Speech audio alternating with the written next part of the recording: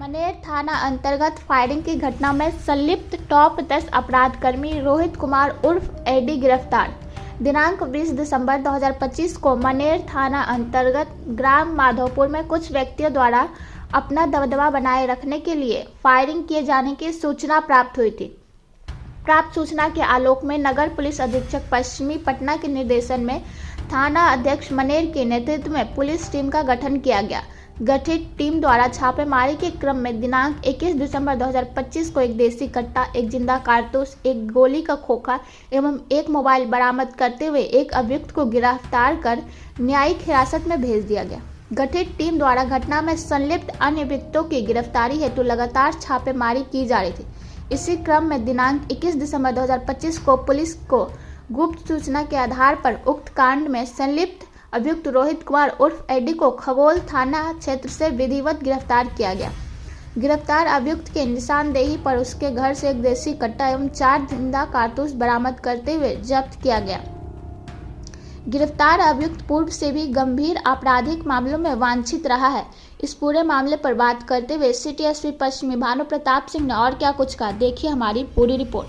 नगर पश्चिमी क्षेत्र पटना के अंतर्गत टॉप 10 अपराधियों की गिरफ्तारी हेतु एक ऑपरेशन संचालित किया गया है और इसी क्रम में मनेर थाना के ग्राम माधोपुर में ये घटना हुई थी 20/12/2025 को, जिसमें दहशत फैलाने और दबंगई दिखाने के उद्देश्य से कुछ अभियुक्तों द्वारा उसमें फायरिंग की गई थी और एक अभियुक्त को पूर्व में भी गिरफ्तार करके माननीय न्यायालय के माध्यम से जेल भेजा गया था, लेकिन उसमें 2 अभियुक्त फरार चल रहे थे। जैसा कि उस दिन की पीसी में भी बताया गया था कि उनकी गिरफ्तारी हेतु एसएचओ मनेर के नेतृत्व में एक टीम बनाई गई है। तो उसी में एक अन्य अभियुक्त जो टॉप 10 का अपराधी भी है, रोहित कुमार उर्फ एडी, इसकी गिरफ्तारी की गई है और इसके पास से एक देसी कट्टा और 4 जिंदा कारतूस और एक मोबाइल फ़ोन बरामद हुआ है।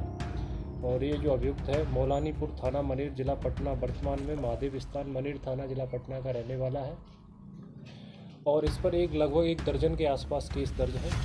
और अगर इसके केसेस की बात करेंगे तो एक लंबी फेरियस्त है केसेस की। बेटा थाने में 850/20 केस दर्ज है इस पर, जो लूट में वांछित चल रहा था। 392 आईपीसी का सेक्शन लगे थे इसमें। अन्य केस 334/25 है। मनेर में इस पर 279/18, 511/18, 657/22, 60/23, 455/24, 635/24, 596/25 और 960/25। इसमें से अधिकांश केस आर्म्स एक्ट के हैं। अवैध हथियार रखना, समाज में दहशत फैलाने, रंगदारी वसूलने के उद्देश्य से फायरिंग करना।